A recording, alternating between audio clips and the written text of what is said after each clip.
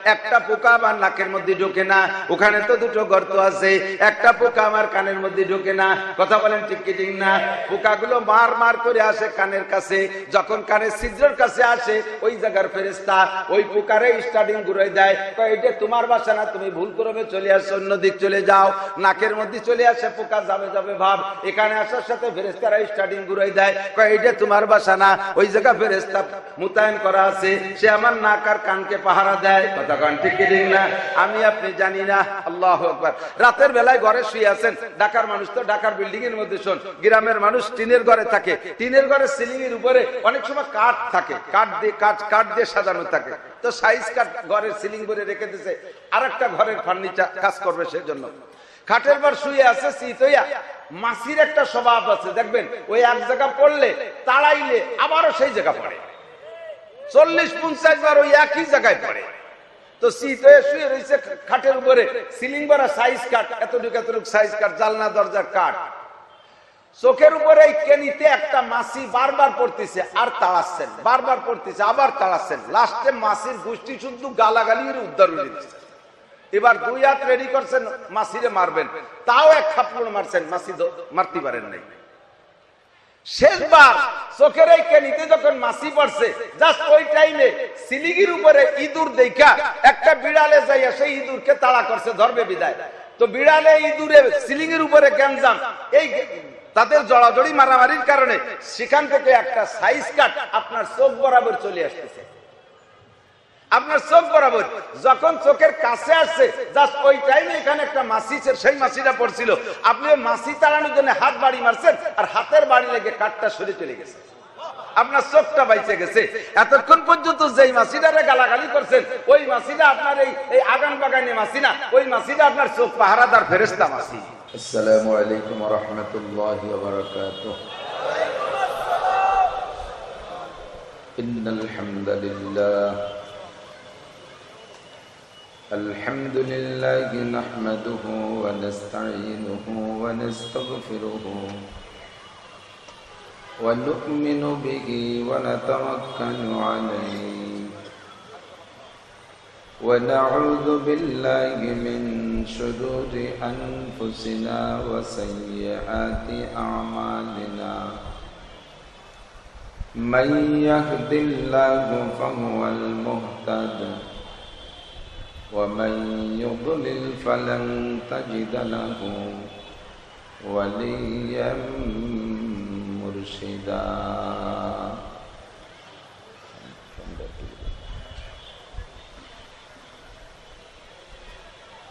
ونشهد أن لا إله إلا الله وحده لا شريك له ونشهد أن سيدنا وسندنا وحبيبنا وطبيبنا وطبيب قلوبنا ومولانا محمدا عبد الله ورسوله صلى الله تعالى عليه وعلى آله وأصحابه وبارك وسلم تسليما كثيرا أما بعد فأعوذ بالله من الشيطان الرجيم بسم الله الرحمن الرحيم من عمل صالحا من ذكر أو أنثى وهو مؤمن فلنحيينه حياة طيبة ولنجزينهم أجرهم بأحسن ما كانوا يعملون ثم قال الله تعالى من كان يريد حرث الآخرة نزد له في حرثه ومن كان يريد حرث الدنيا نؤته منها وما له في الآخرة من نصيب وقال تعالى إن الله لا يغفر أن يشرك به ويغفر ما دون ذلك لمن يشاء وقال محمد رسول الله صلى الله عليه وسلم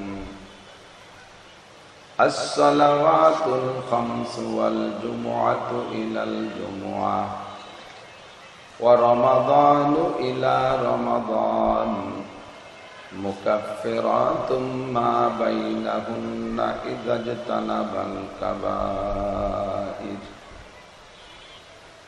سبحانك لا علم لنا إلا ما علمتنا إنك أنت العليم الحكيم رب اشرح لي صدري ويسر لي أمري واحلل عقدة من لساني يفقه قولي رب زدني علما اللهم أرنا الحق حقا وارزقنا اتباعه وأرنا الباطل باطلا وارزقنا اجتنابه সকলে বলি আমিন। কানের বাতাস আর একটু কমাই দিতে হবে, বাতাস লাগলে গলা বসে। আমরা একটু দুরূদ শরীফ পড়ে নেই, আল্লাহর রহমত 10 গুণ বেড়ে যাবে। আল্লাহুম্মা সাল্লি আলা মুহাম্মাদিন ওয়া আলা আলি মুহাম্মাদ কামা সাল্লাইতা আলা ইব্রাহিম ওয়া আলা আলি ইব্রাহিম ইন্নাকা হামিদুম মাজিদ। আল্লাহুম্মা বারিক আলা محمد وعلى آل محمد كما باركت على إبراهيم وعلى آل إبراهيم إنك حميد مجيد।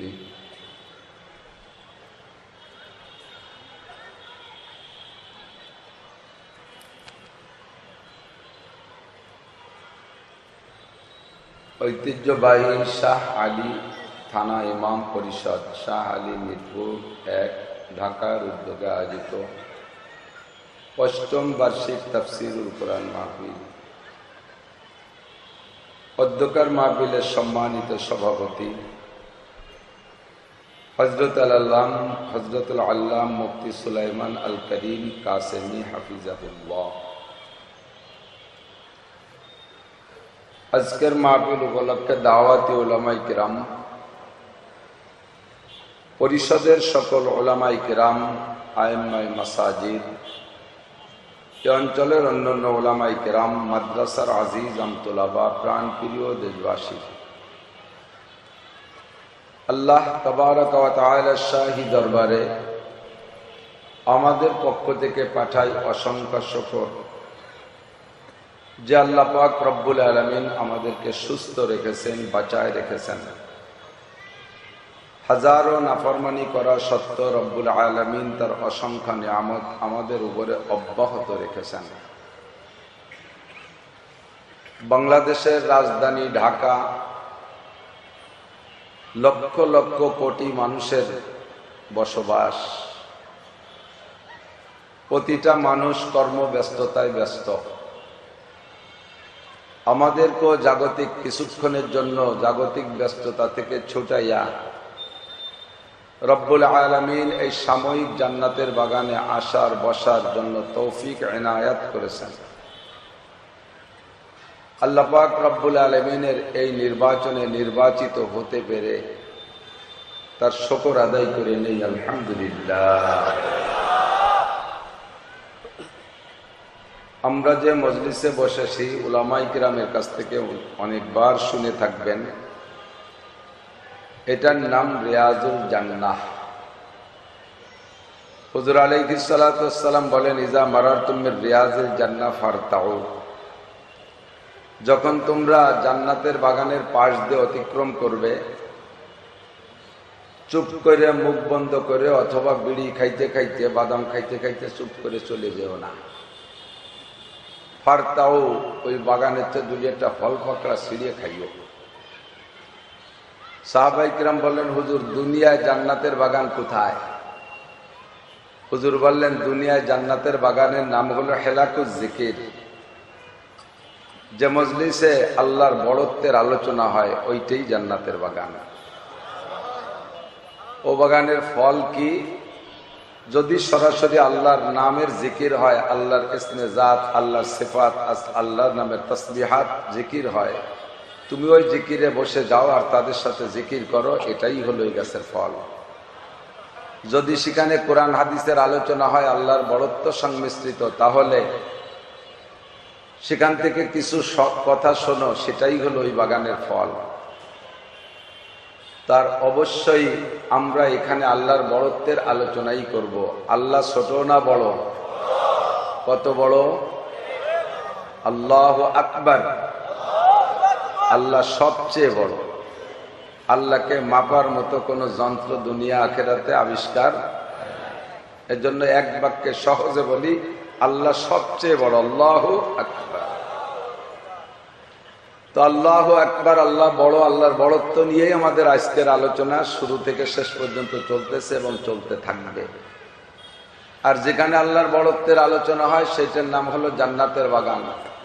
আর অবশ্যই জান্নাতে হিন্দু, বৌদ্ধ, খ্রিস্টান, ইহুদ, নাসারা, নাস্তিক, মুরতাদ, বেঈমান, কাফের, মুশরিক, হরিপদ, নলে ঋষি, গৌর গোবিন্দ, ব্যানার্জি, চ্যাটার্জি, ভট্টাচার্য, নরেন্দ্র মোদী এরা যাবে না। অবশ্যই জান্নাতে যাবেন আবু বকর, উমর, উসমান, আলী, তলহা, জুবাইর, বেলাল, আম্মার, সোহায়েব, আব্দুর রহমান, আব্দুল খালেক, আব্দুল মালেক, জামাল, কামাল, আয়েশা, ফাতেমা, খাদিজা, রহিমা, মারিয়াম, আসিয়া, এই সমস্ত মুসলিম নামধারী মানুষগুলোই জান্নাতে যাবে। আর আমরা অবশ্যই পরে যে নামগুলো বলেছি এই সকল নামে নামি আমরা, কাজেই আমরা সকলে জান্নাতি। বলেন আলহামদুলিল্লাহ। লা তাহজান ওয়ালা তাখাফ, ভয় পেন না, টেনশন করেন না, জান্নাতে আমরাই যাব ইনশাআল্লাহ। যাবেন না জান্নাতে? আল্লাহ আমাদের সকলকে জান্নাতি হিসেবে কবুল করে নিন। বলেন আমিন। জান্নাতের মধ্যে অল্প একটু জায়গা কিনে ফেলি আপাতত। জান্নাতের জায়গা কিনবেন? যে ব্যক্তি মজলিসের ভিতরে জায়গা সংকুলন না হওয়ার কারণে একটু আগায় বসে আর এক বাইরে জায়গা ছেড়ে দেয়, হুজুর বলেন তোমার জন্য জান্নাতের মধ্যে একটা জায়গা দলিল করে ফেললে। যতটুক জায়গা ছেড়ে দিয়ে আগায় আসবেন অতটুক জায়গা জান্নাতের মধ্যে দলিল হয়ে যাবে। দেখেন পিছে কত মানুষ আহলে হাদিস আলাগের মতো বই সানা বান্ধে দাঁড়ায় রয়েছে, জায়গা পাচ্ছে না। আপনারা আগায় বসলে যে জায়গাটা ছেড়ে দিয়ে আসলেন অতটুক জায়গা জান্নাতের মধ্যে দলিল হয়ে যাবে। আল্লাহ পাক বলেন, ওয়াইদা কিল লাকুম তাফাসসাহু বিল মাজালিস, যখন তোমাদেরকে বলা হয় মজলিসের মধ্যে একটু জায়গা করে দাও, জায়গা হচ্ছে না, একটু জায়গা করে দাও। যদি বলে কেউ, মৌলানা নাসির সাহেব বলুক, বলা হয় আব্দুর রাজ্জাক কাসেমি বলুক, মুফতি দেলোয়ার সাহেব বলুক, যেই বলুক না কেন, ওয়াইদা কিল লাকুম, যখন তোমাদেরকে বলা হবে তাফাসসাহু বিল মাজালিস, মজলিসের মধ্যে একটু জায়গা করে দাও, আল্লাহ বলেন ফাফসাহু, দেরি করো না, তাড়াতাড়ি জায়গা করে দাও। তো আপনি বলবো যে আল্লাহ আমি সেই সন্ধ্যা থেকে এসে একটা ময়লা জায়গারে পাশা দিয়ে ঘষিয়ে ডলিয়ে পরিষ্কার করে কি সুন্দর করে সাইজ করে বসছি, আর এই ভালো জায়গা ছেড়ে দিয়ে সামনে খারাপ জায়গা যে বসবো, তুমি আমার কি দিবা কও? যদি আমার পছন্দ হয় তাহলে ছাড়বো, নালি ছাড়বো না।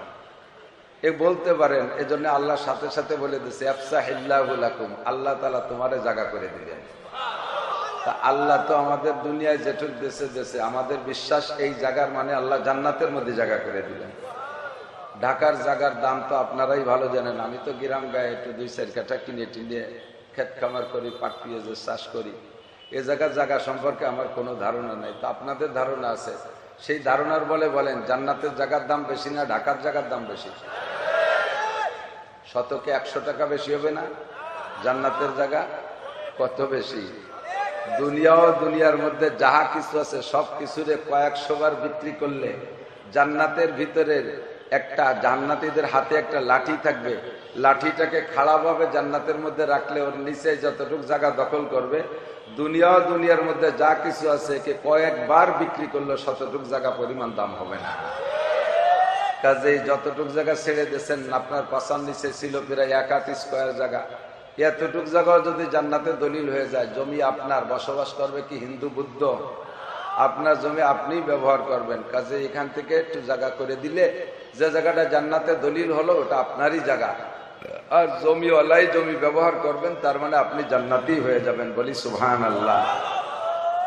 সন্ধ্যা থেকে বা কখন থেকে শুরু হয়েছে আমি জানি না, যথেষ্ট ওলামাই কেরাম, ঢাকার বড় বড় ওলামাই কেরাম আপনাদেরকে এতক্ষণ আলোচনা শুনেছে। আমি গ্রামের মানুষ, গ্রামে থাকি, গ্রাম্যই আমার ভাষা, একেবারে আঞ্চলিক ভাষা। আর আমার জেলাটার নাম শুনলে হয়তো খারাপ ঠেকতেই পারে, স্বাভাবিক কিছু না, গোপালগঞ্জ। গোপালগঞ্জের গোপালীয় বাংলা, ঢাকার ওলামায়ে কেরামদের শাহী বাংলা, রাজকীয় বাংলা, রাজধানীর বাংলা, তাদের অত্যন্ত সুললিত কণ্ঠের অধিকারী তারা। আমি শুনেছি কয়েকজনের তেলাওয়াত বয়ান, আর ভাই আব্দুর রাজ্জাক কাসেম হিসাব, আমরা সমসাথী, অনেক সুন্দর বয়ান করে, গ্রাম গা শহর অঞ্চল সব জায়গায়, বড় বড় মসজিদের খতিব। অবশেষে আমি দূর থেকে আসছি, আমি ভাবলাম যে হযরত আমার পরে দোয়া করবেন, তাও আমার খেলাফতি দিয়ে চলে গেছে। শেষে দোয়াও নাকি আমার করতে হবে, কষ্ট হবে না তো ইনশাআল্লাহ? আল্লাহ পাক আমাদের বসার বুঝার তৌফিক দান করে, সবাই বলি আমিন। যারা দাঁড়িয়ে আছেন তাদেরও বসার জন্য একটা ইতিহাস শোনাবো নাকি? নবী আলাইহিস সালাতু ওয়াস সালাম মসজিদে নববীতে বয়ান করতেন। তো মসজিদে নববী সেই সময় হুজুর যখন তৈরি করেছেন 80 স্কয়ার হাত ছিল, এদিকে 80, পিছনে 80, 80 হাত 80 হাত ছিল। সাহাবায়ে কেরামরা সম্পূর্ণ মসজিদ ভরে যেত। হুজুর খতিব, হুজুর বয়ান করবেন, হুজুর জুমা পড়াবেন, এ বয়ান শুনতে তার কেউ কৃপণতা করতেন না। তো সাহাবায়ে কেরাম এসে বসতে বসতে বসতে বসতে এত হয়ে যেত যে পিছনে জায়গা হতো না, দাঁড়িয়ে থাকতেন। পিছনে খোলা জায়গায় দাঁড়িয়েও অনেকে থাকতেন। তো হুজুর একদিন বয়ানের ভিতরে দেখতেছেন পাশ দিয়ে অনেক মানুষ দাঁড়িয়ে আছে, কেউ বসা কেউ দাঁড়ানো, এটা হুজুরের জন্য একটু বিরক্ত মনে হচ্ছে। হুজুর বললেন, ইজলিসু আলা মাকানিকুম, যারা যেখানে আছো বসো, যে যে হালাতে আছো বসে পড়েন। আর সাহাবায়ে কেরামদের স্বভাব ছিল সামিনা ওয়া আতানা, কোন যুক্তির দরকার নাই, সম্ভব কি অসম্ভব সেটা দেখার বিষয় না। নবী আলাইহিস সালাম বসতে বলেছেন, নিচেই বসার যোগ্য জায়গা হোক আর না হোক, ময়লা কাদা যাই হোক, বসতেই হবে। ফাজালাসু আলা মাকানিহিম, সবাই যার যার জায়গায় বসে পড়ছে। একজন মানুষও দাঁড়িয়েছিলেন না, সবাই বসে পড়ছে। হুজুর বয়ান শেষ কইরা মসজিদ থেকে বেরোইলেন, বেরোয় গিয়ে দেখে একজন মুরব্বী মসজিদের বাহিরে, ওদেশে তো লাল রুমাল আগের থেকেই ব্যবহার করার অভ্যাস, মাথার উপর একটা লাল রুমাল দিয়ে ঘুমটা দিয়ে বসে আছে মসজিদের বাইরে। হুজুর বের হয়ে এসে মসজিদ মুরব্বীর পাশে এসে বললেন, সালাম দিলেন, আসসালামু আলাইকুম মান আনতা ইয়া শাইখ। সালাম দিয়ে বললেন, মুরব্বী আপনি কে? তো মুরব্বী দাঁড়িয়ে সালামের উত্তর দিয়ে মাথার কাপড়টা সরাই দিয়ে বললেন, আসসালামু আলাইকুম আসসালাম ওয়া রাহমাতুল্লাহি ওয়া বারাকাতুহু, ইয়া রাসূলুল্লাহ আনা আম্মুকা আব্বাস। ভাতিজা, আমি আপনার চাচা আব্বাস বসে আছি। হুজুরের চাচা আব্বাস রাদিয়াল্লাহু তাআলা। হুজুর বললেন, আপনি কি শোনেন নাই, জানেন না আমি মসজিদের মধ্যে বয়ান করতেছি, আপনি বাইরে বসে রয়েছেন? একটু আগায় গেলে তো বয়ান শুনতে পারতেন, বাইরে বসা কেন? তো হুজুর বললেন, ভাতিজা, আমি বাসা থেকে খবর পেয়েছি তুমি বয়ান করতেছো, তোমার বয়ান শোনার জন্যই এখানে রওনা দিয়ে আসলাম। তা আস্তে আস্তে এই পর্যন্ত আসলে তোমার একটা বয়ান আমার কানে ভেসে আসলো,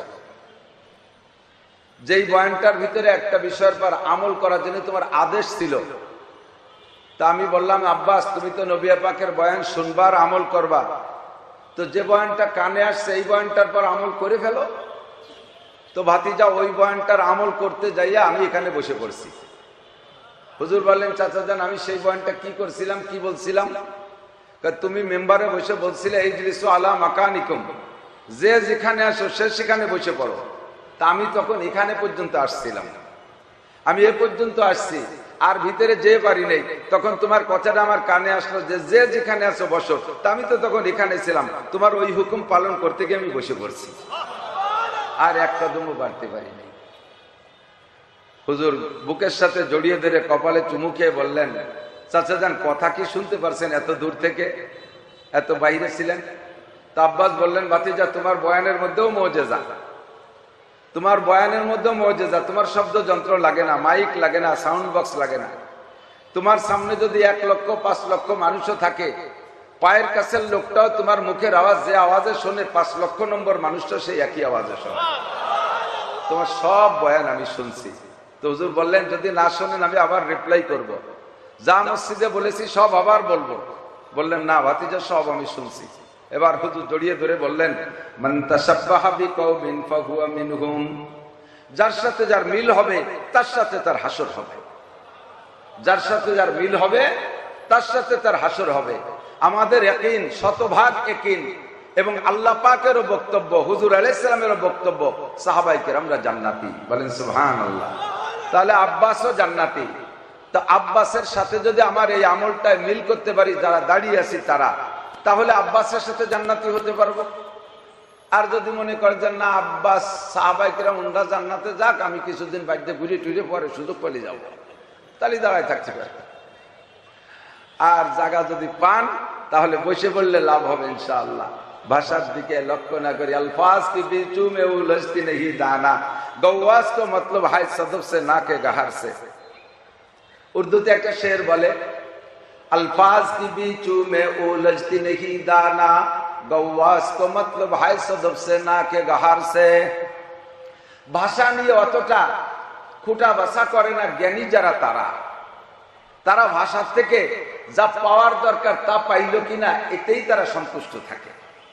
যেমন যারা গৌওয়াস, সাগরের ভিতরে গৌওয়াস মানে ডুবুরি, ডুবুরি আবার অথবা ডুবুরির সাথে যারা, যে ডুবুরিরা মুক্তা অন্বেষণ করে, মুক্তা খোঁজে, সাগরের পাড় দিয়ে মণিমুক্তা থাকে না ঝিনুকের ভিতরে, শামুকের ভিতরে, এই মণিমুক্তা খোঁজে। তো মণিমুক্তা খোঁজা যারা, অন্বেষণকারী যারা, তারা সাগরের ভিতর থেকে মণিমুক্তা বেশি বের করে। ঝিনুক শামুকের পেট ভরা থাকে, ওগুলো উঠায় আয়না খুললেই তার ভিতরে মুক্তা পেয়ে যায়। তো মুক্তা পাইতে হলে মুক্তার দাম সকলের কাছে আছে। আমিও মুক্তা পাইলে নেব, আপনিও মুক্তা পাইলে নেবেন, নেবেন না মুক্তা পাইলে? দেখুন, সাগরের পাড়ে গেছি মুক্তা খুঁজতে, মুক্তা যদি সাগরের চরের উপরে পেয়ে যাই তাহলে তো পানিতেই নামা লাগলো না। কতক্ষণ? আমার তো পানিতে ভিজা জরুরি না, আমার মুক্তা জরুরি। তা যদি আমি চরের উপরে পেয়ে যাই তাহলে তার পানিতেই নামা লাগলো না। এরপরে যদি আধা হাত পানিতে পাই তাও হাতে লাগাল পাচ্ছি, নিয়ে আসতে পারতেছি। যদি হাঁটু পানিতে পাই তাও মোটামুটি আনতে পারি, যদি কোমর পানিতে পাই তাও মোটামুটি আনতে পারি, যদি গলা পানিতে পাই তাহলে যে কেউ ডুবাই নিয়ে আসতে পারি। কিন্তু মুক্তা যদি 200-500 হাত পানির নিচে খুঁজতে হয়, তাহলে কি আমরা সাধারণ পাবলিক জীবনে একটা মুক্তা চোখে দেখবো? ও ডুবরিরা ছাড়া পারবে না, ঠিক কিনা? তা আমার মাকসাদ তো সাগরের পানি মাপা না, আমার মাকসাদ হলো মুক্তা খুঁজে বের করা। এ মুক্তা যদি অল্প পানিতে পেয়ে যায় অথবা তার চেয়ে চরের উপরেই যদি পেয়ে যায় তো আরো সহজ। কঠিন কঠিন একেবারে বিশ্ববিদ্যালয়ের বাংলা, রবি ঠাকুরের বাংলা, ফাঁকে ফাঁকে 2-5 লাইন ইংরেজি, 2 আয়াত কাজী নজরুলের কোন সঙ্গীত মঙ্গীত, এই কঠিন কঠিন বাংলা দিয়ে যদি ওয়াজ করি তাহলে কেউ বুঝবে কেউ বুঝবে না। যারা শিক্ষিত জ্ঞানী ডুবরি, ওরা ডুবই ওর ভিতরে মুক্তা পাবে। আর আমার মতো মূর্খ গ্রাম্য মৌলভী বা গ্রাম্য পাবলিক যারা আছে তা আগে কপালে আর মুক্তা হবে না। এই জন্য সহজ বাংলায় সদস্য হুজুর রহমতুল্লাহ কথা বলতেন, হুজুরের সব বই সহজ বাংলায় লেখা। আমি গ্রামের মানুষ, গ্রামেই বলি, যার কারণে গ্রামের ভাষার পক্ষে একটা যুক্তি আমি আপনাদের সামনে পেশ করে, আমরা সকলে আমল করি, ইমানের সাথে আমল। বলেন ইমানের সাথে আমল। দুনিয়ার মাল আসবাব রাখার জন্য পাত্র থাকে, চাউল রাখার জন্য বস্তা, ধান রাখার জন্য বস্তা, গম রাখার জন্য বস্তা, এ সমস্ত কাজ মালামাল রাখার জন্য আমরা বস্তা ব্যবহার করি। বস্তা ব্যবহার করি না, বস্তার ভিতরে রাখি। তো বস্তা কারখানার থেকে তৈরি হয়, বস্তার এক পাশ সেলাই দেওয়া, নিচের এক পাশ সেলাই আর এক পাশ মুখ খোলা থাকে, তাই তো নাকি বলেন? ভুল ক্রমে সেলাই দুই একটা বস্তায় সেলাই পড়ে না নিচে, এ বস্তাগুলোই গতানুগতিক ওর সাথে গাছ বেঁধে চলে আসে। আপনি বস্তা কিনে নিয়ে বস্তার ভিতরে ধান ঢুকাচ্ছেন, বস্তা ভরে যাচ্ছে, মুখ বাঁধতেছেন, আরো ধান আর এক বস্তা ঢুকাচ্ছেন, বস্তা ভরে যাচ্ছে, মুখ বেঁধে দিচ্ছেন। এমন করে করতে করতে রাত হয়ে গেছে। রাতের বেলায় আপনি বস্তার ভিতরে মাল ঢুকাচ্ছেন, হঠাৎ করে একটা বস্তার ভিতরে মাল ঢুকাইতেই চালে আসেন, কিন্তু বস্তা ভরে না, দিতেই চালে আসেন, বস্তা ভরে না। গাদি শেষ হয়ে গেছে, স্তূপ শেষ হয়ে গেছে, কিন্তু একটা বস্তা ভরতেছে না। ঘটনা কি? পরে লক্ষ্য করে দেখেন যে ওই বস্তাটা তলিতে নিচে সেলাই নাই, তলায় কি নাই? সেলাই নাই। বস্তার তলায় যদি সেলাই না থাকে, বস্তার তলায় যদি সেলাই না থাকে, তাহলে সারা জীবন ভরে বস্তার ভিতরে মাল ঢুকাইলে বস্তা ভরবে?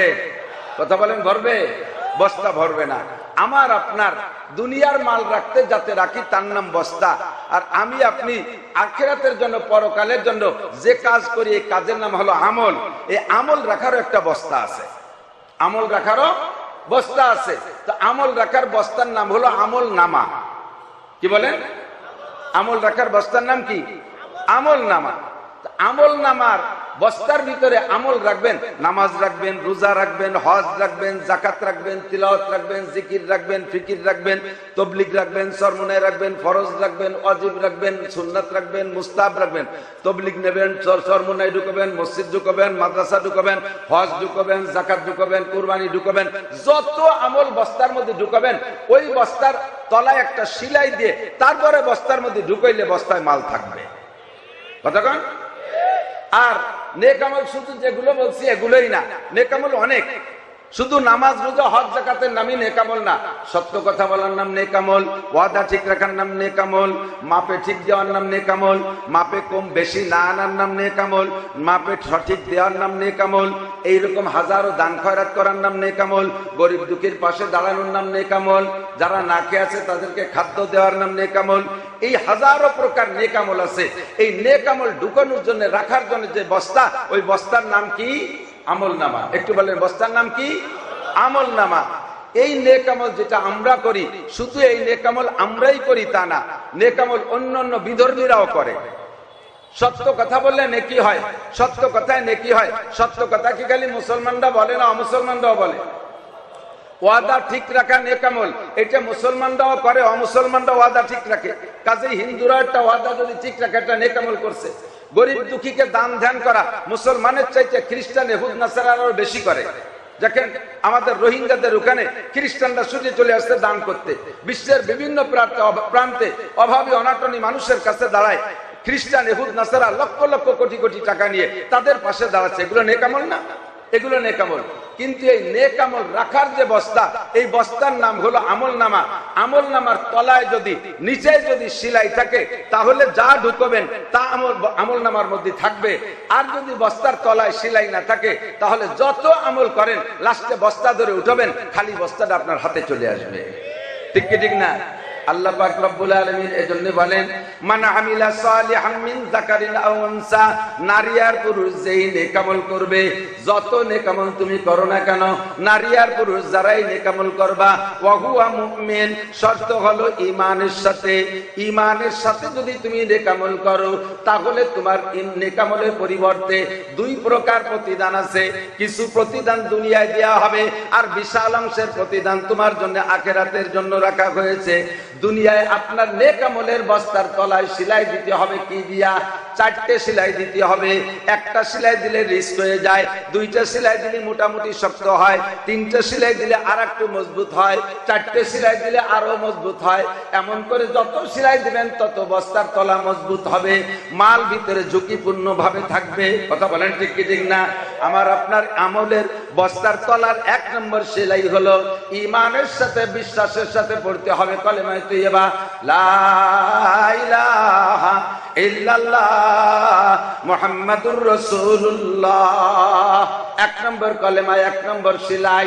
2 নম্বর সেলাই কলেমায়ে শাহাদাত, আশহাদু আল্লা ইলাহা ইল্লাল্লাহু ওয়া আশহাদু আন্না মুহাম্মাদান আবদুহু ওয়া রাসূলুহু।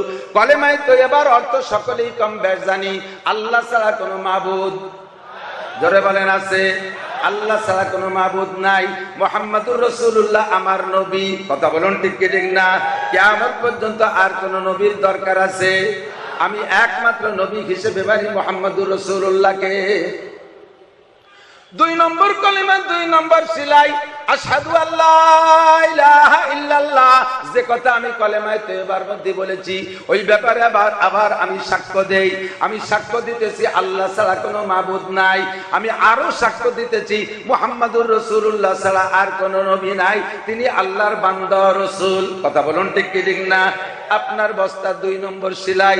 সিলাই ইমানে মুজমাল, পারেন কি পারেন না আমি জানি না। ইমানে মুজমাল উলামা ইকরাম তো সকলেই জানে, মুসলমান আমার বিশ্বাস সকলেই জানার কথা। তারপরও এই মজলিসে ইমানে মুজমাল জানে না, এরকম মানুষ আছে না নাই? 2 নম্বর, 1 নম্বর সিলাই হলো কি কন্ত? 1 নম্বর সিলাই বস্তার তলায় লা ইলাহা ইল্লাল্লাহ মুহাম্মাদুর রাসূলুল্লাহ।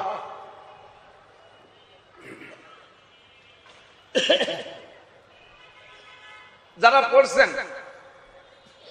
তাদের সম্পর্কে হাদিসের তরজমা হুজুর বলেন, তামলাউ মা বাইনাস সামাই ওয়াল আরদ।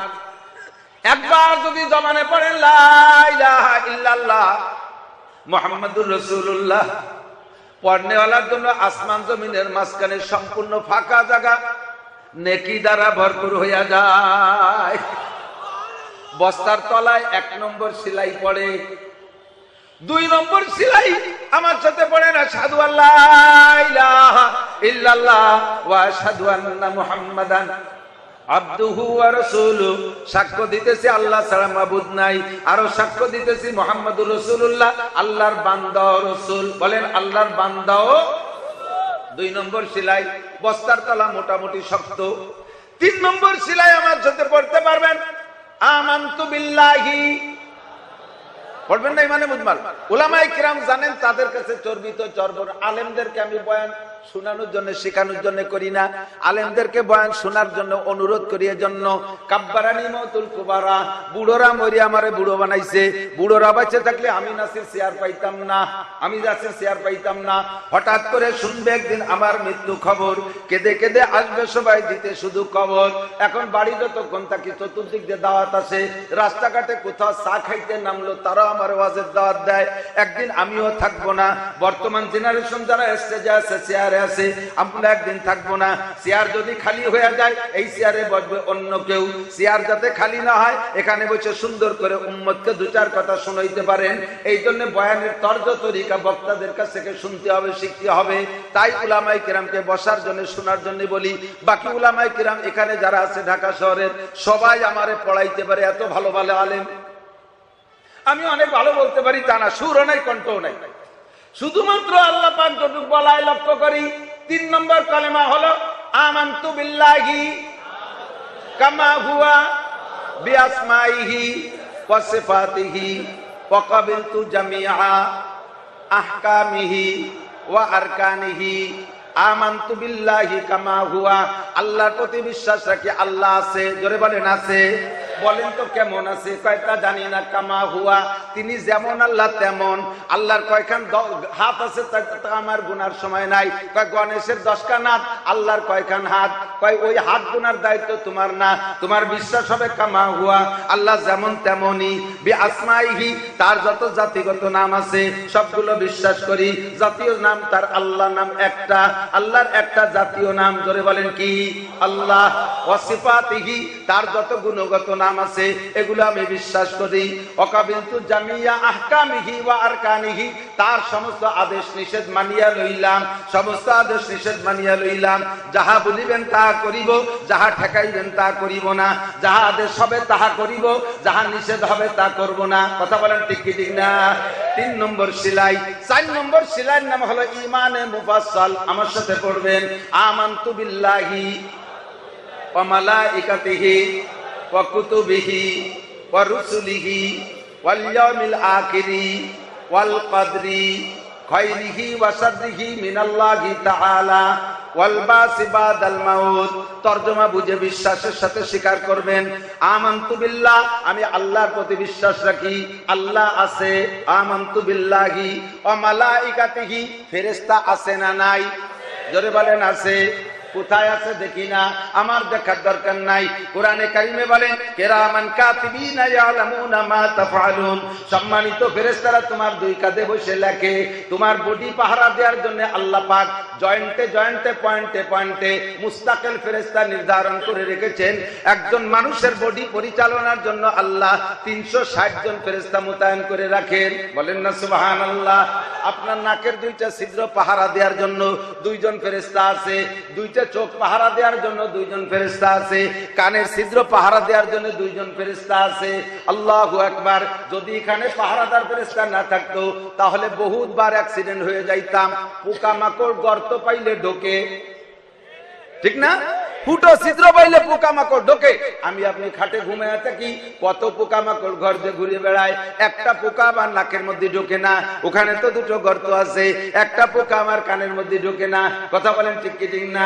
পোকাগুলো মার মার করে আসে কানের কাছে, যখন কানের ছিদ্রের কাছে আসে ওই জায়গার ফেরেশতা ওই পোকারে স্টার্টিং ঘুরাই দেয়। তো এটা তোমার বাসা না, তুমি ভুল করে চলে আসো, অন্য দিক চলে যাও। নাকের মধ্যে চলে আসে পোকা, যাবে যাবে ভাব, এখানে আসার সাথে ফেরেশতারা স্টার্টিং ঘুরাই দেয়। এটা তোমার বাসা না, ওই জায়গা ফেরেশতা মোতায়েন করা আছে, সে আমার নাক আর কানকে পাহারা দেয়। কথা কন ঠিক কি ঠিক না? আমি আপনি জানি না। আল্লাহু আকবার। রাতের বেলায় ঘরে শুয়ে আছেন, ঢাকার মানুষ তো ঢাকার বিল্ডিং এর মধ্যে, শোন, গ্রামের মানুষ টিনের ঘরে থাকে। টিনের ঘরে সিলিং এর উপরে অনেক সময় কাঠ থাকে, কাঠ দিয়ে সাজানো থাকে। তো সাইজ কাঠ ঘরের সিলিং করে রেখে দিয়েছে, আর একটা ঘরের ফার্নিচার কাজ করবে সেজন্য। খাটের পর শুয়ে আছে শীত হইয়া। মাছির একটা স্বভাব আছে, দেখবেন ওই এক জায়গা পড়লে তাড়াইলে আবারও সেই জায়গা পড়ে, 40-50 বার ওই একই জায়গায় পড়ে। তো শীত হয়ে শুয়ে রয়েছে খাটের উপরে, সিলিং করা সাইজ কাঠ, এতটুকু এতটুকু সাইজ কাঠ, জালনা দরজার কাঠ। চোখের উপরে এই কেনিতে একটা মাছি বারবার পড়তেছে আর তাড়াচ্ছেন, বারবার পড়তেছে আবার তাড়াচ্ছেন। লাস্টে মাছির গোষ্ঠী শুধু গালাগালির উদ্ধার হয়ে দিচ্ছে। এবার 2 হাত রেডি করছেন মাছিরে মারবেন, তাও এক থাপ্পড় মারছেন, মাছি মারতে পারেন নাই। শেষবার চোখের এই কেনিতে যখন মাছি পড়ছে, জাস্ট ওই টাইমে সিলিগির উপরে ইঁদুর দেখা একটা বিড়ালে যাইয়া সেই ইঁদুরকে তাড়া করছে, ধরবে বিদায়। তো বিড়ালে ইঁদুরে সিলিং এর উপরে গ্যাঞ্জাম, এই তাদের জড়াজড়ি মারামারির কারণে সেখান থেকে একটা সাইজ কাট আপনার চোখ বরাবর চলে আসতেছে। আপনার চোখ বরাবর যখন চোখের কাছে আসছে, জাস্ট ওই টাইমে এখানে একটা মাছি, সেই মাছিটা পড়ছিল। আপনি মাছি তাড়ানোর জন্য হাত বাড়ি মারছেন, আর হাতের বাড়ি লেগে কাঠটা সরে চলে গেছে, আপনার চোখটা বাইচে গেছে। এতক্ষণ পর্যন্ত যেই মাছিটারে গালাগালি করছেন, ওই মাছিটা আপনার এই আগান বাগানে মাছি না, ওই মাছিটা আপনার চোখ পাহারাদার ফেরেশতা মাছি। আমি আপনি জানি না, আমি আপনি জানি না। ও মালাইকাতিহি বলতে গেলে সময় লেগে যাবে। ফেরেশতা আছে না নাই? ফেরেশতা বিশ্বাস করি। জিব্রাইল ফেরেশতা, মিকাইল ফেরেশতা, ইসরাফিল ফেরেশতা, আজরাইল ফেরেশতা, এরকম অসংখ্য ফেরেশতা আছে, আমি বিশ্বাস করি। ওয়া কুতুবিহি, যত আসমানি কিতাব, আর রুসুলিহি, যত আসমানি কিতাব আছে সমস্ত আসমানি কিতাব আমি বিশ্বাস করি। তাওরাত আল্লাহর কালাম, ইনজিল আল্লাহর কালাম, জবুর আল্লাহর দেওয়া কিতাব। কথা বলেন ঠিক কি ঠিক না? তবে শেষ কিতাবের নাম আল কুরআন। একটু বলেন শেষ কিতাবের নাম কি? এখন থেকে কিয়ামত পর্যন্ত চলবে কোন কিতাব? ইনজিল চলবে, তাওরাত চলবে, জবুর চলবে, একমাত্র চলবে কোন কিতাব? আল কোরআন চলবে। আমি এই কোরআনের প্রতি বিশ্বাস রাখি, পিছনের সব কিতাব বিশ্বাস করি। ওয়া রুসুলিহি, যত নবী রাসূল দুনিয়ায় এসেছেন আদম থেকে ঈসা আলাইহিস সালাম পর্যন্ত সমস্ত নবী রাসূলকে বিশ্বাস করি, সবাই আল্লাহর প্রেরিত। তবে আজ থেকে 1500 বছর আগে এসেছেন আমার নবী, সেই থেকে এখন পর্যন্ত, এখন থেকে কিয়ামত পর্যন্ত একজন নবী চলবে, আর কোন নবী চলবে? জোরে বলেন চলবে। ওই নবীর নাম গোলাম আহমদ কাদিয়ানী। জোরে বলেন কি নাম? মুহাম্মাদুর রাসূলুল্লাহ। বলবেন না? আমার আপনার নবীর নাম কি? মুহাম্মাদুর রাসূলুল্লাহ, আখেরি জামানার নবী, শেষ নবী, খাতামুন নবিয়্যিন লা নাবিয়্যা বাদি। হুজুর বলেন আমি শেষ নবী, আমার পরে আর কোন নবী আসবে না। আমার নবীর পরে আর কেউ যদি নবুয়তি দাবি করে, ওইটা নবী না কাফের? জোর হলো না? যদি কেউ মনে করেন যে সবাই তো বলতেছে আমি বলবো না, চুপ করে থাকি, তাহলে আরবিতে বলে আসকুতু নিসফুর রিজা, চুপ থাকা সমর্থনের লক্ষণ। আপনি চুপ থাকা মানে মনে হয় যেন আপনি গোলাম আহমদ কাদিয়ানীকে নবী বলার পক্ষে। জোরে বলেন গোলাম আহমদ কাদিয়ানী নবী না কাফের? পুরো কাদিয়ানী গোষ্ঠী ওরা মোমেন না কাফের? বাংলাদেশ সরকারের কাছে আমাদের অনুরোধ থাকবে, সহজে তাড়াতাড়ি এই মধ্যবর্তী অবস্থানে নির্বাচিত সরকার হোক আর যাই হোক, আমলিক সরকার চলে গেছে, সামনে নির্বাচন আসবে, মাস টাইমে অন্তর্বর্তীকালীন সরকার যারা আছেন তারা তো দেশ চালাইতেছেন, কত সংবিধান আপনারা বানাইতেছেন, সংবিধানের ভিতরে ভুলচুক সংশোধন করতেছেন। এই সংশোধনের ভিতরে আমাদের সারা পৃথিবীর 200 কোটি মুসলমানের প্রাণের দাবি, বিশেষ করে বাংলাদেশ সংখ্যাগরিষ্ঠ মুসলিম কান্ট্রি, সংখ্যাগরিষ্ঠ মুসলমানের দেশ। এই দেশে কাদিয়ানীদের নামে কোন ইসলামী জামাতের নাম চলবে? তারা তাদের নাম আলাদাভাবে ব্যবহার করতে পারে, কাদিয়ানি জামাত বলতে পারে। এ দেশে যেমন হিন্দুরা আছে, হিন্দু বলে পরিচয় দিয়ে থাকে, তাদেরকে তাড়াইতে বলি না। বুদ্ধরা আছে, বুদ্ধ পরিচয় দিয়ে থাকে, তাদেরকে তাড়াইতে বলি না। খ্রিস্টানরা আছে, খ্রিস্টান পরিচয় দিয়ে থাকে, তাদেরকে তাড়াইতে বলি না। তাদের জন্ম আছে এদেশে, জন্ম নিবন্ধন আছে, তাদের নামে আইডি কার্ড হয়েছে। তেমনি করে গোলাম আহমদ কাদিয়ানির সমর্থক যারা, তারা এদেশে জন্ম নিয়েছে, তাদের জন্ম নিবন্ধন আছে, তাদের আইডি কার্ড আছে, তারা এদেশের ভোটার। এই হিসেবে তারা থাকবে, তাদেরকে দেশ থেকে তাড়াইতে বলি না।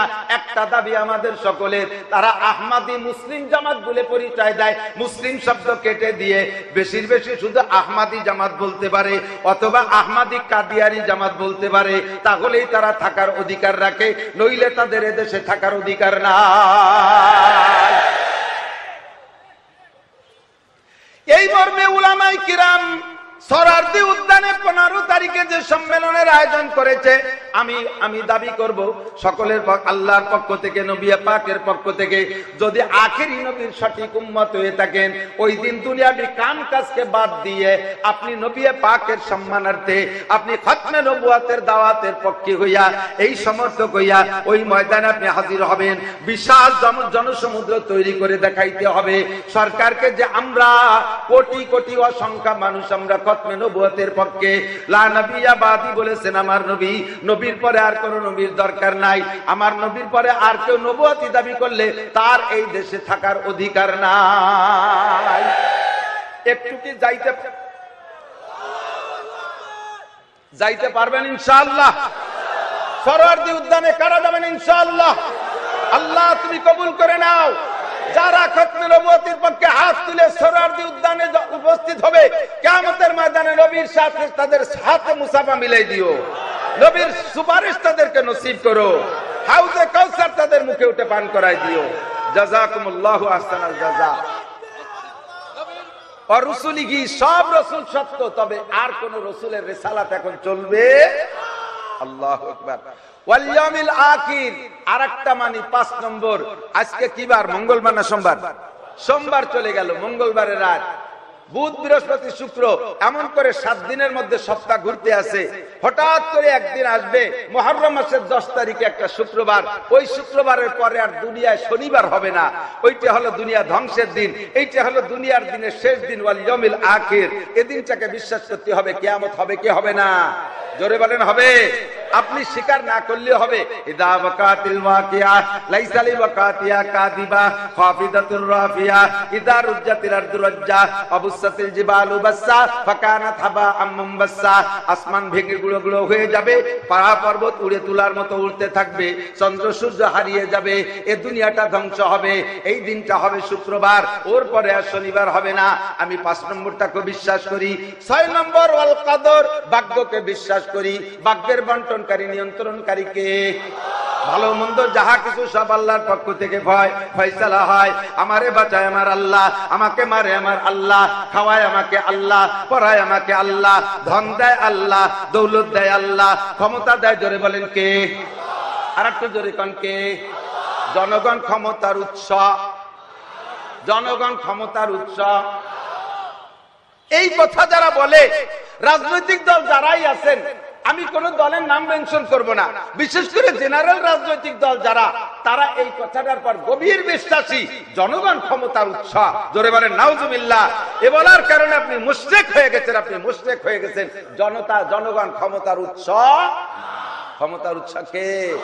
আল্লাহর হাতে ক্ষমতা, ঠিক কি ঠিক না? আমার এই জায়গাতে সব দলের মানুষ আছে, একদলীয় অস্ত্র করা যাবে না। আমলিগ, বিএনপি, জামাত, জাতীয় পার্টি, আটরশি, চন্দ্রপাড়া, মানিকগঞ্জ, সুরেশ্বর, ফজেশ্বর, ইনায়তপুর, বাহাদুরপুর, শরীয়তপুর, মাদারীপুর, ফরিদপুর, তবলিগ, চরমোনাই, ইতাহাতি, ওয়াজাহাতি, তাওহীদ, হিজবুত তাওহীদ, কাদিয়ানী, সব আছে না এর ভিতরে? অবশ্যই আছে সব দলের মানুষ। এই জন্য সব দলকে মিক্সার করে একটা দল বানায় বলি জনগণ ক্ষমতার উৎস না। এ কথা প্রমাণ হয়েছে গত 5ই আগস্টে বাংলাদেশে, ঠিক কিনা? আওয়ামী লীগ এখনো বড় দল, তখনও বড় দল। হয়তো আওয়ামী লীগরা গাপটি মেরে রয়েছে কোনো বিপদে পড়িয়া, কিন্তু লোক কম না। কথা বলেন না কেন? লোক কম না, বহুত বড় দল। তাদের সাথে আর্মি, তাদের সাথে বিমান বাহিনী, তাদের সাথে নৌবাহিনী, তাদের সাথে বিডিআর, তাদের সাথে র্যাব, তাদের সাথে পুলিশ, তাদের সাথে আনসার, তাদের সাথে যুবলীগ, তাদের সাথে ছাত্রলীগ, তাদের সাথে কৃষক লীগ, তাদের সাথে মূর্খ লীগ, তাদের সাথে পাতি লীগ, তাদের সাথে তাঁতি লীগ, এত লীগ, তাদের সাথে উলামা লীগও একটা লীগ ছিল বলে। এই সব মানুষ থাকা সত্ত্বে সেই ক্ষমতা ধরে রাখতে পারে নাই, ছেড়ে দিয়ে চলে যাওয়া লাগছে, ঠিক না? ফাতাবিরু ইয়া উলিল আবসার, সূরা আর-রহমানের দ্বিতীয় আয়াতের শেষ অংশ। ফাতাবিরু ইয়া উলিল আবসার, সূরা কি বলে, সূরা হাসরের, সূরা হাসরের দ্বিতীয় আয়াতের শেষ অংশ। ফাতাবিরু ইয়া উলিল আবসার।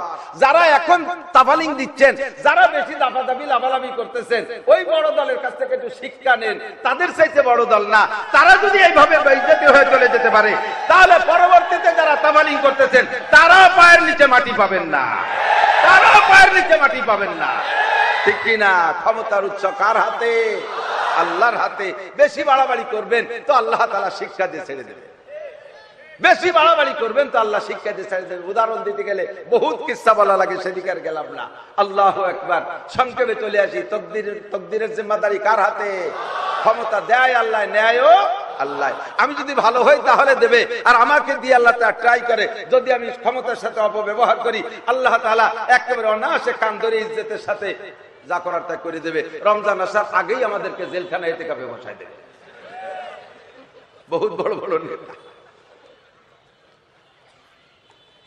কোন আমাদের দেশের মন্ত্রীরাও তো মুসলমান, যে কোনো মসজিদই তো মুসল্লি, কমপক্ষে জুমলি তো পড়তেন, তাই না? মন্ত্রী, কোন মসজিদের মন্ত্রী মুসল্লিরা যদি মসজিদের ইমাম সাহেব বলতেন, স্যার এবার রমজান মাসে শেষ 10 দিন ইতিকাফে বসার লোক পাচ্ছি না, স্যার আপনি একটু বসেন, তাহলে হুজুরের চাকরি থাকতো। ননসেন্স মৌলবী, কমন সেন্স বলতে কিছু নাই। আমি যদি ইতিকাফে বসি তাহলে আমার উম্মতের কি হবে? আমার মন্ত্রণালয় চালাবে কিনা? তুমি মৌলবী মসজিদে থাকো, 4 চালা টিফিনকারী বাসায় পাঠাই দাও, আমরা গাদায় ভরি দেই, 4 চালা খাইয়ে সাফ করে শুয়ে পেট ডলো, তোমার মসজিদে বসে তা সম্ভব? আমি একটা মন্ত্রণালয় চালাই, আমি ইতিকাফে বসলি উম্মতের কি হবে? মন্ত্রণালয় কি হবে? আল্লাহ কয় তুমি ইতিকাফে বসলি মন্ত্রণালয়ের কিচ্ছু হবে না, উম্মতের একটা লোমও ছিঁড়া যাবে না, বাংলাদেশেরও কিচ্ছু হবে না। বিশ্বাস না হয় রমজান আসার আগেই তোমার বসাই দিচ্ছি। এ দল ও দল, সে দল বেদল, রমজান আসার আগেই জেলখানার ইতিকাফের মধ্যে বসছে, এরকম প্রমাণ বাংলাদেশে আছে না নাই? সব দল যদি আল্লাহ তাআলা ট্রাই করছে। তোমার মতো মন্ত্রী ওই কি বলা হয়, ইতিকাফে না বসলে কিছু আসে যায় না, আর তোমার মতো মন্ত্রী মন্ত্রণালয় না থাকলেও বাংলাদেশ যে কায়দায় চলবে সে কায়দায় চলতেই থাকবে। কথা কোন ঠিক ঠিক না? যদি তুমি সৎ হও তাহলে তোমাকে তোমার সম্মানের সাথে জায়গায় রাখা হবে। তুমি একটু মসজিদে বসার অভ্যাস করো, একটু মসজিদে বসার অভ্যাস করো, তাহলে তোমার সম্মান ঠিক থাকবে। কতক্ষণ অল কদর, ভাগ্যের মালিক আল্লাহ, কাহার উপর দোষারোপ করার দরকার নাই। 6 নম্বর 7 নম্বর ওয়াল বাসি বাদাল মাউত, মরার পরে হাসরের মাঠে উঠতে হবে কি হবে না? 7টা বিষয়। এই 7টা বিষয় যার নাম, কলেমার নাম হলো ইমানে মুফাসসাল। 4 সেলাই দিছি। কয় সেলাই? বস্তায় 4টে সেলাই দিছি, 5 বস্তা মজবুত হয়ে গেছে। এখন নামাজ দোকান, রোজা দোকান, হজ দোকান, যাকাত দোকান, জিকির দোকান, ফিকির দোকান, যা ঢুকাবেন বস্তার মধ্যে থাকবে।